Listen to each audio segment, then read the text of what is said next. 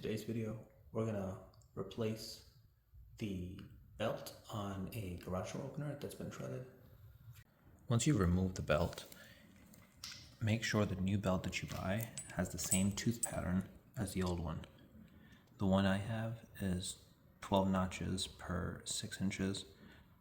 There's also a more common one, which is 20 notches per 6 inches. If your kit came with new hardware, you can use that on the hook side. Make sure you do the orientation the same way. So if you notice the teeth are facing this way, the hook is facing that way. If you don't, you can always just use the hardware on your old belt. On the other side, you'll always have to use the bolt that came on the old belt and put it on the new one. Make sure the belt orientation is identical on the new one. Add your new hardware in, making sure the clip is on the same side and direction. Then add your spring clip in.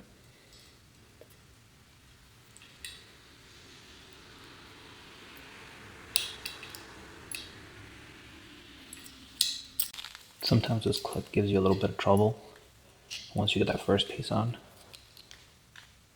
you just clip it into place. This looks pretty good, matching the old belt. On the other side, do the exact same thing. You see this bolt here on the old belt. Look at the orientation. I would make sure you first remove this belt and then assemble it over here.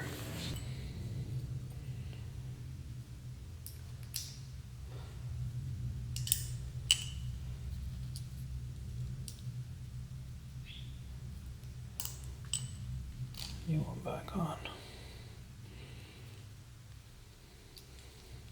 We're back on the top of the garage with the new hardware. So I'm gonna put this in the hook, in the carriage. You're gonna get it around that pulley there. Keep the belt nice and tight. Bring it around this thing and then take this along to be back to the other side. Next part is to get this bolt in. To make sure you do that correctly, make sure your orientation is correct on your belt, facing the teeth facing inside. Put the washer in, slide the bolt in, and initially I would recommend hand tightening this. It'll be quite a few tights that you'll do by hand, and then eventually get your tool to do it.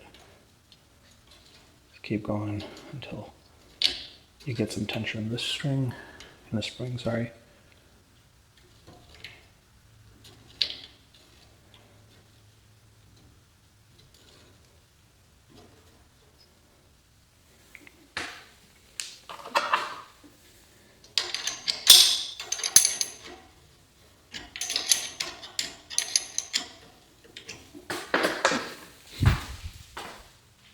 Do a final check. Door down. We're all good. Pull it back up.